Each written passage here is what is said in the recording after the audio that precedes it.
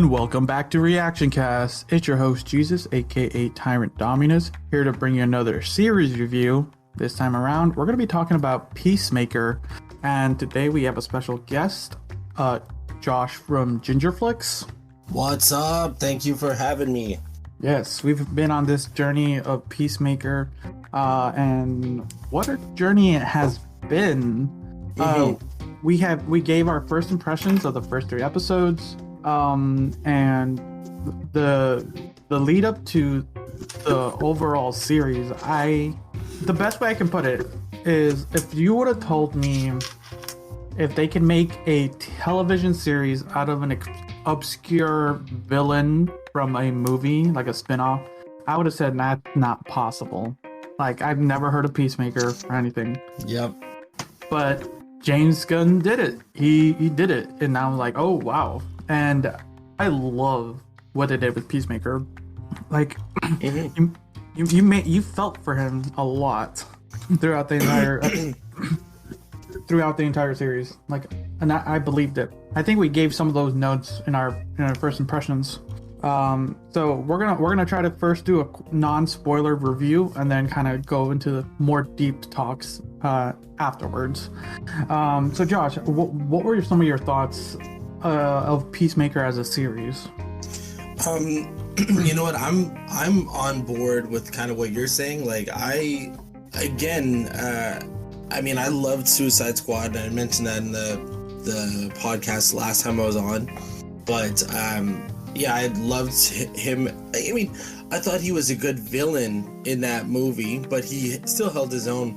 And my main concern with Peacemaker, the series, was, can John Cena carry this? Because, again, I find him, even though, he's this tall, good-looking guy, built like a brick, like, shithouse, but he's more of a character actor, sort of, like The Rock, I would say, is leading man material, but I feel like John Cena is more like that character, like better as a supporting role. But you know what? I thoroughly enjoyed this series. I thought it was really well done. And again, it just, like, for me, with at least the comic book movies between Marvel and DC, James Gunn is like 4 for 4. He's knocking out of the park. Yeah, I cannot disagree with you at all on that. It's just like hit after hit after hit. And even better news is that I heard that he's going to be spearheading season 2 of Peacemaker, so even better. Yeah. I mean, I don't know if I would put Peacemaker as like the best thing he's done out of the 4 things, but I think one of those things is like, because Peacemaker, like you had said, is such an obscure character, and he's only part of an ensemble, to make an actual 8-episode series based on this one guy who is a villain. Like, at the end of Suicide Squad, you're like, is this guy worth following in the first place? He exceeds any expectation you might have. James Gunn, I'm saying, because yeah, like, this is a series that on paper shouldn't have worked, really, but it did, and beyond. Totally agree. Yes. So one of the things that also was great, and you can tell on most of Gunn's like films and he's done, is the music. The music he did for this thing was really well. Heavy metal, classic rock is like just, it's embedded in not only in the series but in the Peacemaker character. And isn't it a Norwegian band or something that does the opening credits? I don't know. I can find out in a second. It's like this random Norwegian band, and I think the song is called "Do You Want to Taste It?" from like 2010. And so it's like, where does he find this music? Because one thing, some movies, for example, like you look at the Dark Knight trilogy, there's no real music in that movie besides the score. Like the score, but there's no actual, like, pop culture or music of, actual bands or anything. It's just score for the entire movies. But James Gunn, you know, we saw in Guardians, we saw in Suicide Squad, and we're seeing in Peacemaker that he makes music almost part of the character and almost a character or part of the atmosphere in itself. You know, like you look at the finale, and this isn't really spoilers per se, but they say things like, or maybe it wasn't the finale, I can't remember, but it was either the finale or the penultimate episode where they mentioned like, now is not a good time to rock, and then you know, they're saying no, any time is a good time to rock, or this is the best time, or whatever. They really make the music part of the character and part of the influence of the character, and that's really enjoyable, actually. You know, that's almost clever in a way to incorporate it. Exactly. It's and the name of the band is Wigwam. They are a Norwegian glam metal band. It's good to see that glam metal is still alive and prospering in some parts of the world. But yes, they like I think every episode had, besides like the intro and stuff, had just a little taste of music here and there, and it helped. Just the instances where they did use it, and you're right, the integration into the character didn't make it feel forced. It's like, yeah, that's who Peacemaker is. That's why he plays that music in some somber scenes, or it's played in the background or in flashbacks. It's like, it's really well done. Then the other thing is like the casting, all these like, so not only do we have Peacemaker, but we have like these like just like generic kind of agents that you would see in the movie. Like, they're just generic background characters in movies. Like, you don't care about any of the office people when you're watching Suicide Squad. They're not important. Yeah. But in Peacemaker, they are the main focus for the most part. They are the team, and the way they handled all of them, I loved every like the casting for this is really great. And then also with the antagonists, and the storytelling as well, because this is a continuation of the end of Suicide Squad. Yeah. So just continuing on that storyline, and what I feel, this is my opinion on this, is they started the series reasonably well, having these kind of little nods until they finally revealed what the true like mission was, right? Towards like somewhere in the first couple of, I think we, in the first three, towards the end of the third episode when we discussed it, they revealed like, okay, this is what the true mission is. And I felt from beginning to end, they did a good job for the most part getting through the entire story that they were trying to tell, and including trying to do all those little subplots and kind of like closing up all these loose ends. There's like probably some small ones, but you know, it's nothing too big and serious. And they left enough at the end where it's like there's more to be watched and talked about afterwards. Yeah, and I mean, it's been greenlit now for a season 2, so I mean, I feel like we're in good shape here. Like, there's nothing that the show didn't finish that I was kind of like, oh, I wish they had done this, or I wish they explored more of this. You know, I feel like it was, if they even didn't go another season, I would be satisfied with the whole run of the show. Oh no, I'm content as well. But there isn't spoilers. There's a few things I want to want to figure out, like what's up with that and stuff like that. Is there anything else you want to talk about before we get into spoilers? Because I'm trying to hold back anything like specific. I'm trying to think. No, I mean, in terms of like general stuff, I think it was a really well cast show. My only qualm is I still like some of the names are very oddly chosen. Like, yes. Adebayo. I was like, where did you get that name? Because my dad had mentioned this to me too. He's like, where do you think he got the name Adebayo? Like, because the mother's name is Waller, and then we find out, again, very minor spoiler, but Adebayo is her wife's name. So you're like, okay, but where did Adebayo come from? Because, you know, James Gunn will take obscure references. And my dad's like, do you think it's like he's a fan of basketball? Because there's like a basketball player named Adebayo. And I was like, I have no idea. You know, and I always forget Dyebeard's name. For me, it's like I always forget. You know, he's the only one, and yeah, because he just comes up with these really. I mean, I'm not saying. No, yeah. I'm not trying to be offensive that they're obscure, but definitely his name. Like the guy looks like, you know, his last name could be Johnson or something, and I'm like, what is this last name? I always forget. His name was Economos. The only reason Economos. Yeah. The only reason I remembered it is because I kept getting confused with economy. Yeah, and you know what? I kept thinking that too because I used to teach a kid with the last name Economou, like Economou. So I'd be like, it sounds like that, and then I'd always forget like what his actual last name is. But and that in itself is its own little joke too. Oh yeah, the other thing, the comedy. We didn't even talk about the comedy in the show. Like the comedy. Like, good. You couldn't make this show because again, I don't know Peacemaker. I believe he has been introduced to the Suicide Squad comics recently.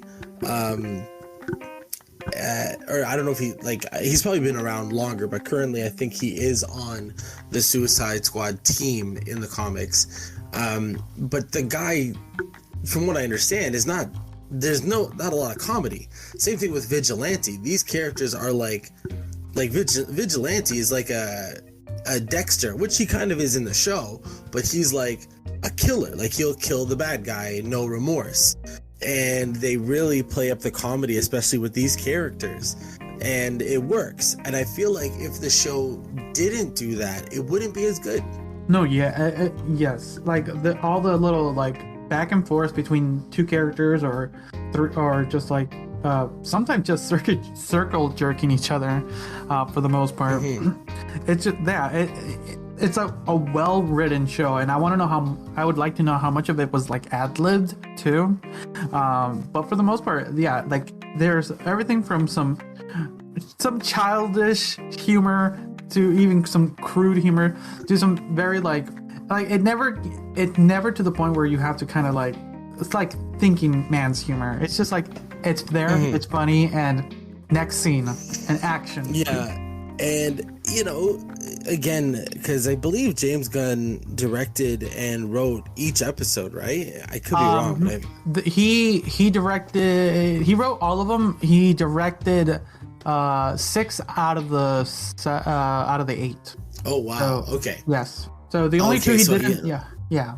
No, because I'd just be, you know what? Then I would be curious because that one scene where Peacemaker goes off when he finds out that they framed his dad, and he's like, you could have framed any of these people, and he just lists a whack ton of people. I was like, that is some damn good improv. And so again, I'd be curious if that was James Gunn just saying like, go for it, say whatever, or because I don't know if that was specifically James Gunn directing that episode or not. I'm double checking just so I can not be corrected later online. So there's 1, 2, 3, 4, 5. So James Gunn directs 5 out of the 8. The other ones are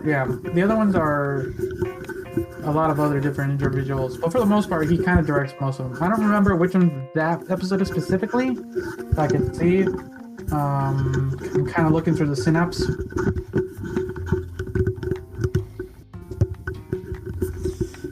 Yeah, I can't remember which one it was. I think it was either, it might have been 5 or was it 5 or 6? If it's in the between, those were directed by someone else. Those 2, episode 4 and 5 were directed by Jody Hill, and 5 was directed by Rosemary Rodriguez. Yeah. Interesting. But yeah, for the most part, we kind of been like praising this show. Is there anything, without spoiling, that you felt negatively about it?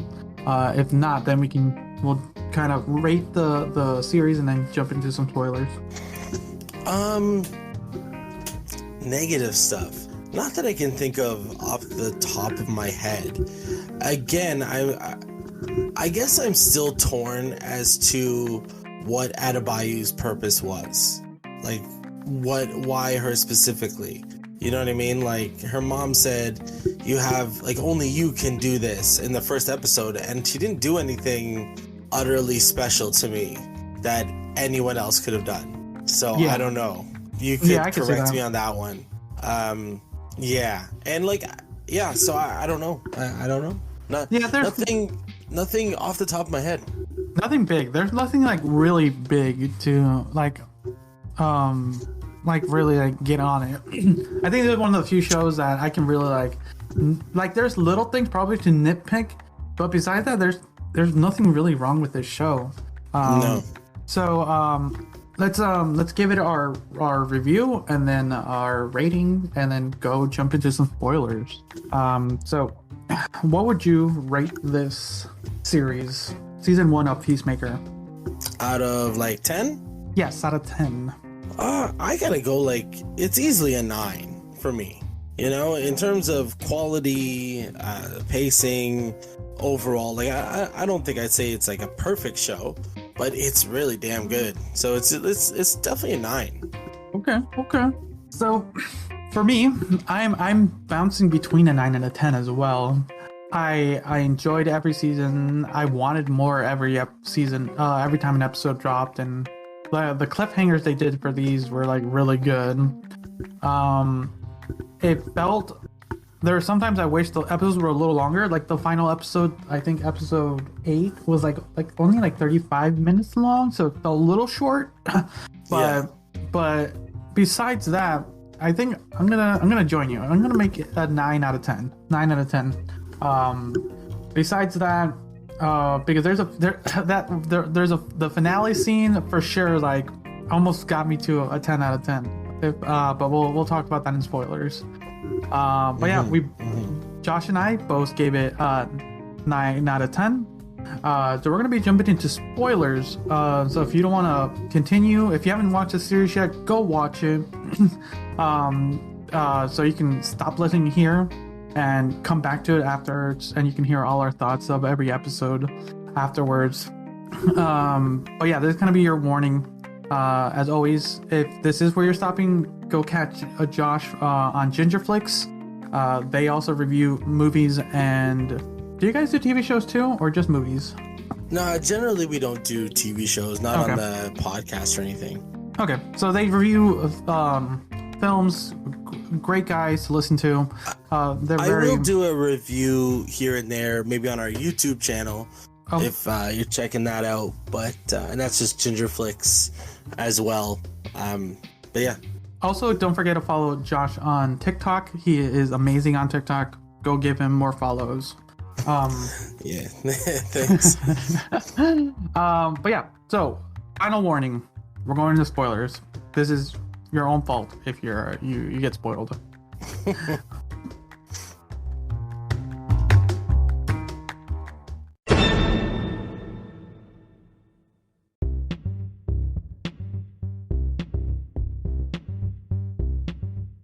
Okay, spoiler time. That finale was crazy. I'm not gonna lie. There's a lot to get there, but it's just that finale. It's just like I was screaming at my television when that final scene at the end. And then the cow. You mean with the JLA? Yeah. I don't know. I was kind of like, I don't know. I'm torn on that one. So if you know what, if I'm gonna take away points, it's actually for that scene. Okay. I don't blame you. I hate that the only 2 actors they were able to get was Ezra Miller and why can't I remember his name now? Jason Momoa. Because of the whole contracting thing happening with Henry Cavill and why can't I remember? No, the other the woman who plays Wonder Woman. Yeah, Gal Gadot. I don't know why I'm forgetting names. She's doing a Wonder Woman 3. Oh no, never mind. It was a scheduling. It was a scheduling conflict. That's what was her. But that was her. For me, it's Henry Cavill. I'm like, yes. We have had 2 projects where Superman has shown up and we don't see his face. 2 projects now. It's been Shazam and this. It hurts so much knowing that. It's so annoying, and I'm like, just either don't have Superman in the scene or just get Cavill. Like, how hard would it have been? But because DC's like or WB or whatever, they're playing games. Like Cavill says, like, I want to be Superman. I have the cape. Let's go. And they won't, for whatever reason. And you still have Superman there, and it definitely is sort of like the silhouette of Cavill. Just use him. I don't know. Really frustrating to me. It hurts. Don't worry. I think the internet as a collective really wants to see Cavill as Superman, and it's always just like corporate level people just trying to deal with it, and it hurts because for as much as some people don't like kind of the darker Superman they're portraying, like Henry Cavill was doing a reasonably good job acting that version of Superman out, and I was looking forward to following this version of him. But yeah, like I don't like the darker version. Like I don't mind Man of Steel, and I loved him in the Snyder cut, like coming back, like he was still badass.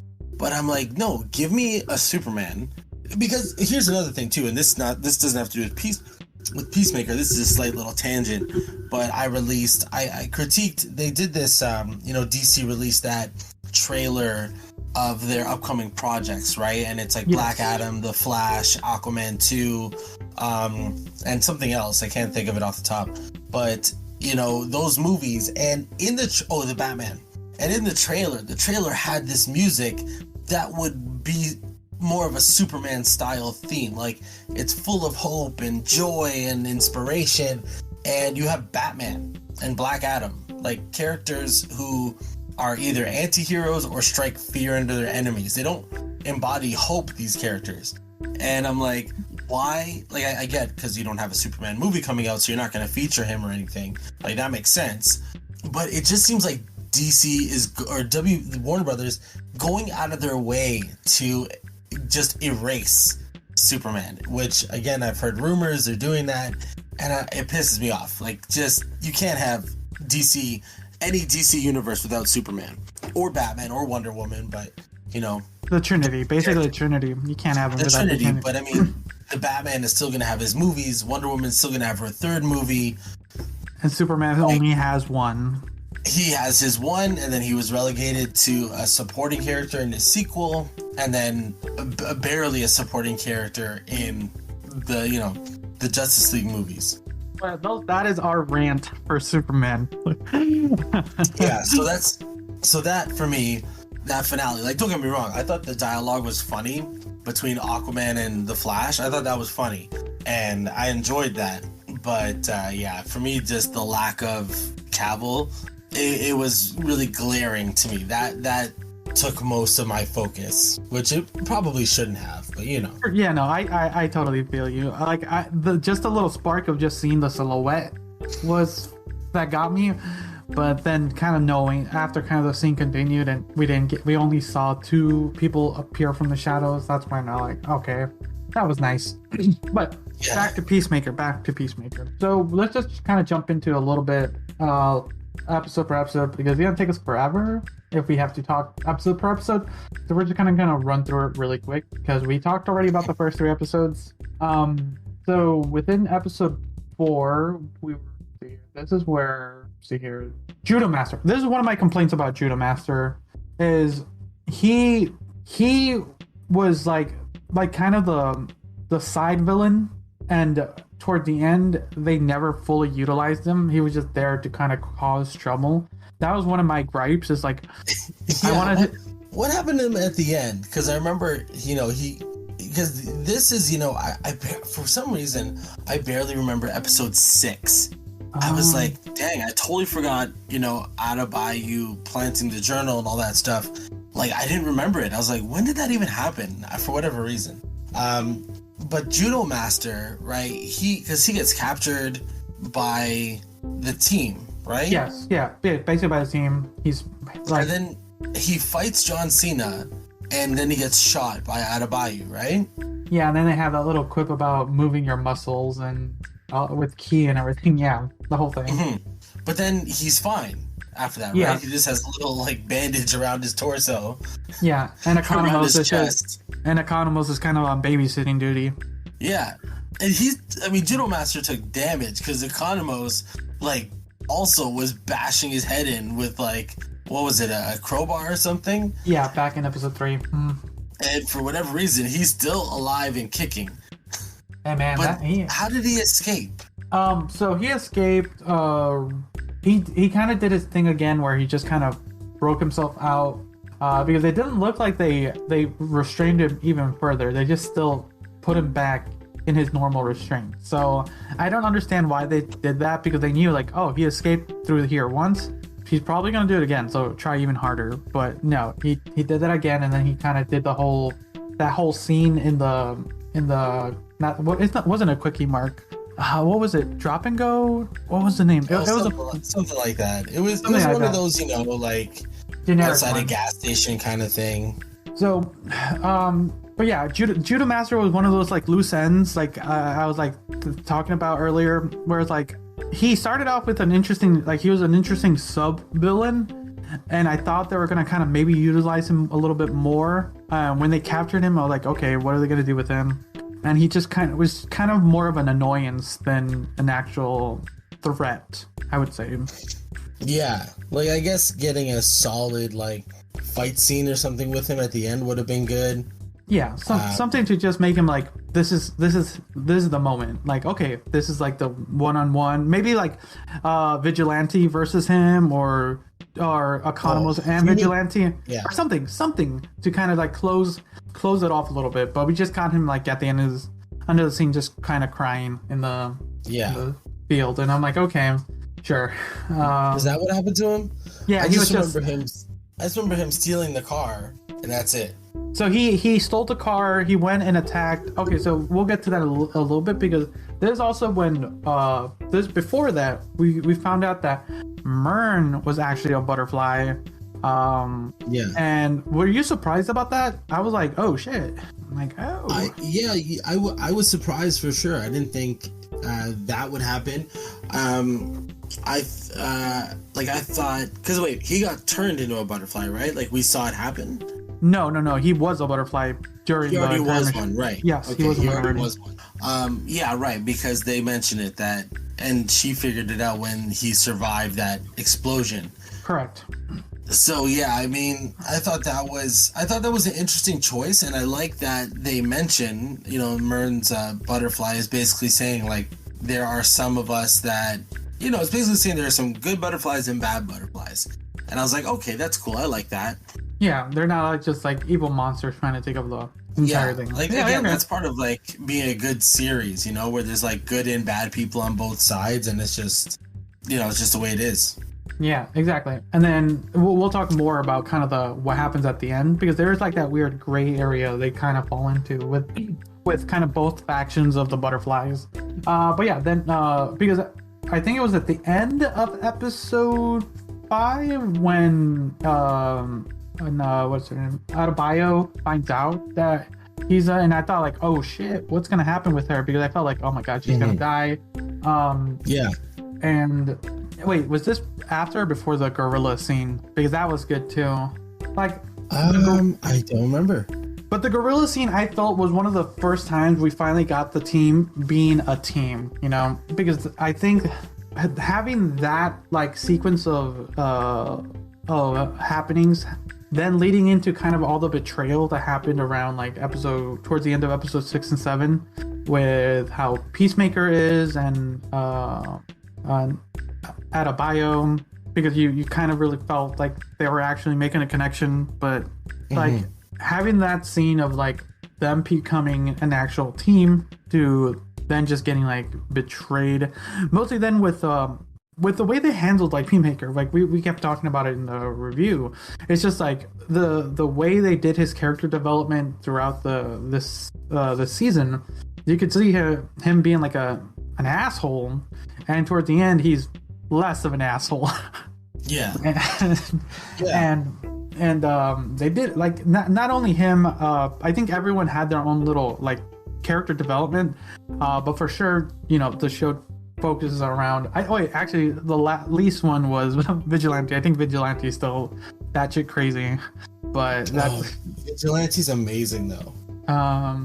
But yeah, they did a good job towards the three episodes, like connecting characters, relationships with each other, back and forth.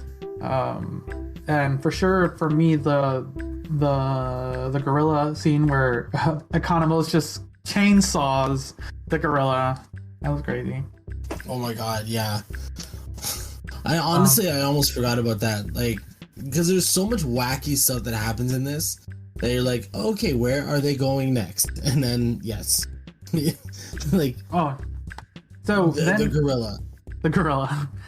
And I like how they mentioned it. They briefly mentioned it in the news story in the previous episode, then to pop up in the next episode, like, yes, it's a rampaging gorilla. For a second, I thought it was going to be are they talking about Gorilla Grodd? Because they make so many little obscure references. Like, they make so many little references, like, okay, maybe the Flash is fighting Gorilla Grodd in another city, you know. And it's just like, okay, that's a fun reference for something. But no, I was thinking something like that too. Because they mentioned so many obscure characters. Like, there's one point where Peacemaker, and I forget what episode it is, but he talks about Matter Eater Lad, and I was like, dude, who would even think of that character? Let's be real. James Gunn just does that. Hey, the second he mentioned Mr. Oh, what is his name? Oh, the guy, if she says his name in reverse, Mr. Mixes Pitalik. Yeah, when he said that, like, they just canonize him in that world, like, he exists, and I'm like, that's fun. That is fun. Yeah. But yeah, anything else? Oh, his dad, Peacemaker's dad, the White Dragon. Yeah. So that was one of the subplots that I was wondering how they were going to handle it, or were they going to handle it in this season, you know? Because he was like, they said he was falsely accused in jail, and then it could have been one of those things like he would have been stewing in jail long enough, and then he would have been like the next big bad in season 2. But they kind of just went with it in this season, and it worked out for not only for the action they put in the whole sequence they did for that, but also for Peacemaker's like character development and how and they did a good job. They didn't overplay him. I felt for sure Robert Patrick did a really good job just playing this like just complete racist asshole. And I always wondered too, because when we first met his dad, you know, we're thinking, okay, this guy's like just a hard ass, like, you know, one of those, like, he's just a mean guy, like, you can't please your father, like that kind of thing. But then you just find out how truly nasty he is, like the fact that he is openly racist. And then we finally see that flashback scene, you know, with Chris fighting his brother, you know, because that's what they did. Like, his dad, I don't know, were they betting on those fights? Like, they were. You know, it was just like, okay, you're gonna have your two kids fight and people are gonna bet on it, and that's it. And I was like, wow, this is dark. And then sure enough, that's how his brother again gets killed and blames it on Chris. And you're like, wow, okay, so the emotional torture this guy has gone through from being a kid, like, is so much. And, you know, Robert Patrick, like, he plays a good villain. And I wonder, I'm like, man, I wonder if he says, like, do I have to be that racist? Can I just not be a racist? Can I just be a bad dad? And you know what I mean? Like, it's got to be tough. No, yeah. It's one of those things, I feel like, for one, it's tough for sure when this is it, because at the end of the day it's acting, but just kind of when you are acting, you kind of have to get in that mindset to do certain like, if you're like method, or if it's just like you can be, what's it called? You know how people like invest in these shows. Like, everyone hated the kid that played Joffrey on King of Thrones, or you know, like, where I don't know the exact stories, but like, also there was like a woman on Dallas or something in the 80s or whatever it was, and she got slapped in the face in public because her character was so mean. So it's like, you're labeled, you're associating this horrible character with you. I mean, that's got to be tough. Hell, DiCaprio in Django Unchained, he had to drop the N-word like so many times, and he had to talk to Samuel Jackson about it. And Samuel Jackson's like, no, say it in the script. It's in the script, or something like that. But don't say it outside the script, like, or I'll beat you or something. He said something along those lines, But no, yeah, that's got to be hard to like emotionally hard for a person to play that kind of like evil, No, that's true. I totally agree. Mostly when people like Robert Patrick, who are kind of like typecast, or any actor is typecast in a certain scene, when you have to keep playing the roles, and then sometimes when, like you mentioned, some people associate said characters to said actor, and it's just like it just can become unbecoming. And it would be interesting to kind of look into that, actually, there might be a documentary. That'll be interesting to maybe do a little research into that. But for sure, it would be interesting to see kind of like one of the behind the scenes, like if they did one of those for Peacemaker, and when they interview some of the actors, I would like to hear from Robert Patrick's perspective and how he took his role for I don't know the name of his actual dad, but I don't know. The White Dragon. The White Dragon. Yeah. I would like to because I do like when they do some of those behind the scenes interviews and stuff like that. I know Marvel did it for some of the stuff in their movies and their series. So I hope maybe they'll do it for Peacemaker and stuff like that. But for sure, that'll be an interesting look into some of the ways some of these actors did. For sure, like you mentioned, you hear how Robert Patrick took this role and how he handled it during and afterwards would be interesting to know.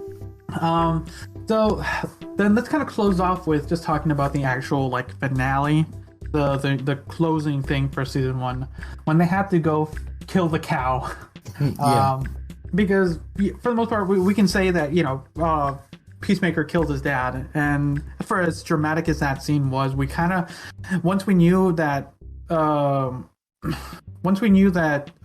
his dad was going to kill him, it's going to be a tough scene, but we know that, like, I kind of figured that he's going to kill his dad.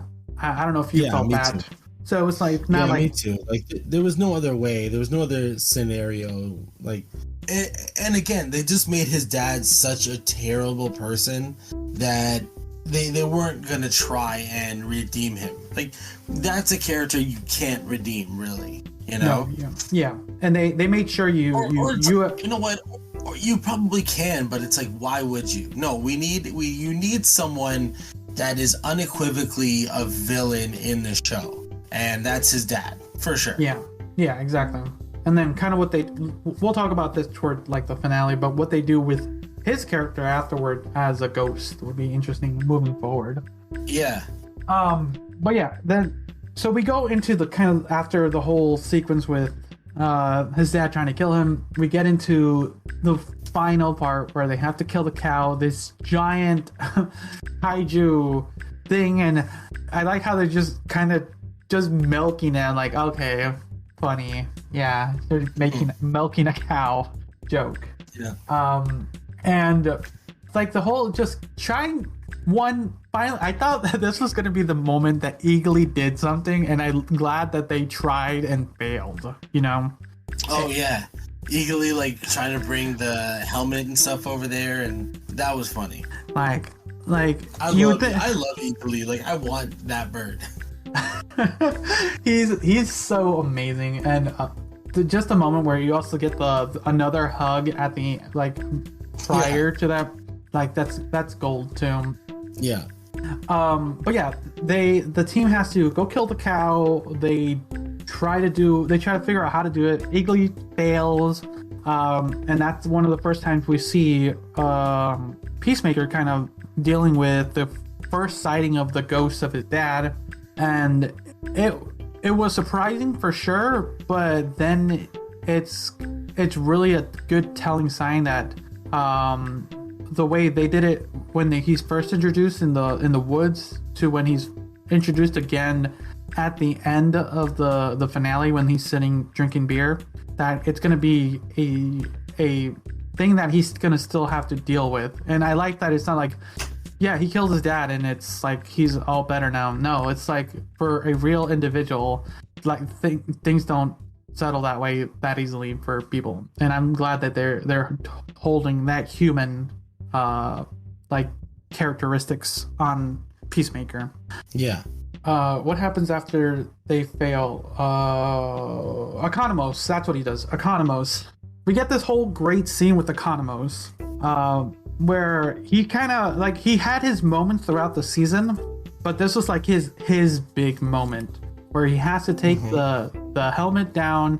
They dress him up, and we get this like very sad moment where he officially like admits to having his beard dyed, and it's like damn, okay, it's all coming out now.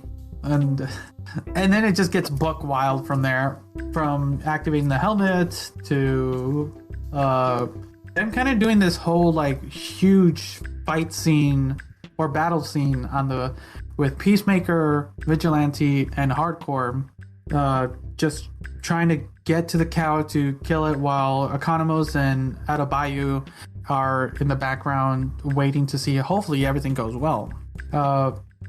And then we actually have moments where like Vigilante or Hardcore are like, holy shit, they're about to die, and they're not like one of those like traditional things that like, oh, they get shot and they're like they're gonna survive. But no, the way they're depicting their injuries, they're dying, like they might not make it. And I'm like, oh wow, they did it. For honestly, I thought maybe one of the two were gonna die, the way they were depicting. I thought she died. And I'm like when she's on the ground and like covered in blood, I was like, oh yeah, she did. Like they went there and they killed her. But I mean, obviously they didn't. But yeah, that was the one I thought they were. And yeah, actually, out of the two, I thought those two would have been the ones to kill off. Mm-hmm.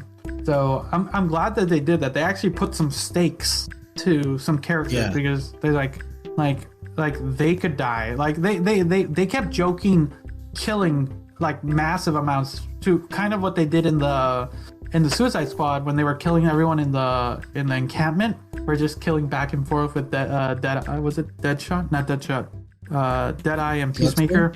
Bloodsport. Yeah. Bloodsport. They're just having this comedic just murder spree, and they're kind of doing that here too. But then they like put some real consequences, and like once again, like not all fun and games, like just people about to die here.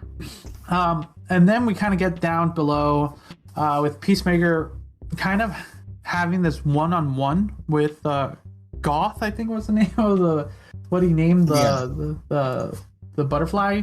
And it's one of those moments where like I kind of thought like I was pretty sure Peacemaker was like, I was like 75% sure I knew Peacemaker was gonna like kill the butterflies, but there was that inkling, like, is he gonna join the butterflies? Like that, I had a moment where I felt, because they kind of what they were trying to do, and I'm like, oh. Mm-hmm. What was your thought during that conversation? That just scene where they're kind of explaining what's happening. Wait, which one? When the butterfly is explaining why they're on Earth and what they're trying to do with controlling kind of shadow governmenting the human race. Like when the cop is doing it? Yes. Like at the end? Yeah. Yeah, I mean, it was a pretty solid like argument. Like I was thinking, oh wow, so this will be the end where Peacemaker actually will turn, and maybe side with them. So I was surprised when he didn't, because it's like everything she's saying, I'm like, this is exactly what Peacemaker says. You know what I mean? Like, we have to do this in order to get peace, or I forget what exactly she was talking about, but it was literally along the lines of things he says. So yeah, I thought that maybe he was gonna get turned. There was that small inclination, and I think also the show did a good job getting us there. We're like, we know what Peacemaker's morals are from the beginning, and how they slightly changed towards the end, and then kind of the reason also why he decided not to join them. So it's so funny how he officially denied them, and using Adebayo's body as a torpedo, using the human torpedo helmet. Yeah, when he's literally like, he just says activate torpedo. I was like, oh snap! I was like, okay, okay, he made his choice. I dig it. It works. So it was good. I'm glad that they also made like there was like the key moment when she made it down there to save him, and there was that like moment like, oh shit, she's about to do like this moment of heroism and save him, and nope, crashes into the wall. Yeah. That once again another little piece of comedy that works well for this show. That kind of pays off in the next scene with her being the human torpedo that kills the cow, and then they kind of come back up. They see everyone. We kind of feel that Hardcore is like I think dead. I don't know if they officially said if she's dead or she's like really past, like near the end point, and that's where we get the whole scene with the Justice League as they leave. Yeah. And for the most part, then there's this kind of like small epilogue. Is there anything in the epilogue you want to talk about specifically? Because I think go for it. What was the epilogue again? So I'm gonna try to remember every character one by one. So Adebayo finally goes with her wife, kind of reconsolidates, and then basically outs her mother and the Suicide Squad basically to the public, which was like, crazy. And like, all right, some stuff is gonna, because that's big. That some stuff is gonna be happening in the near future for that. Let me see here. Economos gets, I think, a job back at the prison, back where they originally got the Suicide Squad members. I forget the name of the prison. Yeah, I don't know. But he gets a job, like a desk job, and he has like this like nice moment with that phone photo with all three of them, because they did a good job like solidifying this weird male friendship between Peacemaker, Vigilante, and Economos. Where as much as they egg on them, they're still like this weird tight knit group. And I've been in friendships like that where it's like just that you have that one buddy that you just egg on, but it's like it's a joke for the most part. Yeah. It's true. I really like the three of them together. By the end of it, I was like, that's cool, because obviously from the beginning, Peacemaker didn't really get along with anybody save for Vigilante, but I liked those three together. Exactly. And I was like, that's a solid team. Yep. Let me see. I'm trying to go then. Vigilante. What happened to Vigilante? I'm trying to remember. He kind of does his thing with Peacemaker. They're still blowing up stuff in the woods. I don't remember anything else specific, but he's still doing his thing. And then kind of the last two, Peacemaker and Hardcore. Hardcore's in the hospital, going through physical therapy and kind of having like a small moment with Peacemaker because he's been showing up every day. And then that final scene with Peacemaker, Eagly, and Goth, and the ghost of his father. A very interesting way to end the series for sure. For sure. Yeah. I would have liked to see at the end if Peacemaker was at his dad's place and he was like sort of have like a Spider-Man 2 kind of ending where he sees all his dad's suits, and he's maybe gonna like making modifications or something. I don't know. I thought that I think that would have been kind of cool, but him being on the step with the butterfly, that was nice. Yeah, it's like, okay, because now the butterflies are fucked. They have no more milk, or not milk, nectar, whatever it is, whatever it is. Yeah. And I honestly, now right now, what's good is that the show can go, season 2 can go wherever. There's no really loose threads besides Judo Master, if Judo Master makes a comeback. But yeah, I guess one thing I would like to see is if they do a Peacemaker, not if, but with Peacemaker season 2, because now we've had 2 James Gunn projects where the villain is sort of the same thing, you know, like, and don't get me wrong, I love them both, but like Starro is just infecting people, turning them into zombies. These butterflies are doing the exact same thing, flying into their mouths, turning them and controlling them. You know what I mean? Yeah. That's so it's true. like I would like if they do another Peacemaker, do the like complete opposite. Don't make it maybe don't even have it to do with anything extraterrestrial. You can make it government ops or just straight up, you know, human bad guys. Whatever you need to do. I just would like to see something completely opposite. Because at this point, I'm kind of done with the alien stuff, you know? Yeah. At least aliens where they're doing the exact same thing. Just controlling people. You know, body snatcher style. Yeah, or some like interesting, fun, like villain, or maybe even fight a hero or something. Just something. Yeah, fight a hero. Like that's like the thing, right? Like get him to fight another member or members of the Suicide Squad. Like, or the Justice League. But the problem is, like, really, he would stand no chance to any of the Justice League. Maybe his Sonic Boom hat would do something, but that's about it. But yeah, it's one of those things, like, yeah. But it's one of those things that also, like I mentioned earlier, it's up in the air. They can do almost anything. And I think that's good. It's like having this open availability, because like you said earlier also, is that you don't have to continue watching season 2. Season 1 in itself is a really good encapsulation of a show. Yeah. You're like, you don't have to keep going from here. It's like, it's good. It's a good show. Is there any final thoughts you want to have before we kind of close off our spoiler portion? No, man, I think I'm good. I've said it. I'm honestly just impressed with the show.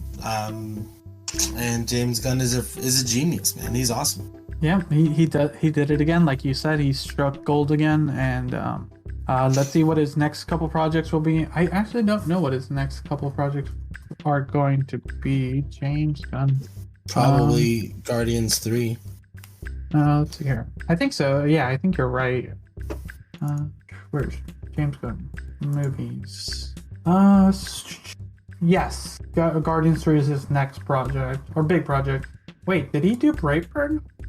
He was a producer on that. Okay, I was like, wait a second, I did not enjoy that film that well. No, it was a very, I don't know. Again, it's another. That's a whole nother thing. I might have to rewatch it and review. I never did a proper review for that. I might want to go back and do it. But interesting. Okay. But yeah, those are our thoughts. Hope you guys enjoyed it. If you listened this far, thank you for listening to our crazy thoughts and everything, because one of those things where we enjoy talking about this, and sometimes we just want to spit it out to the world and let us know what you guys thought. Like, tweet about us, duet us on TikTok, and or whatever, or find a way to hit us up and let us know what you guys thought of Peacemaker. But yeah, Josh, shout out anything you want to shout out. Not too much. I think you already mentioned my TikTok, but that's mr.josh.dance.geek if you want to check it out for geeky stuff. I generally do like battles, and I'll do the occasional review on my own. But yeah, look out for GingerFlix. Again, follow us, GingerFlix Pod, Instagram, Twitter, TikTok, all that stuff for our reviews. Since for us, the month of January we weren't able to go out anywhere in Ontario, so we weren't able to review any new movies. So we did a month and a bit of just old 90s action flicks. So if you want to hear us talk about that, please look it up. There you go. Yeah. As always, thank you guys for listening. You can follow me on my TikTok, Instagram, and Twitter. You can follow all those links below. All the links, including all the ones for Josh, will be down in the description. So, thanks again for listening. Until next time, see ya.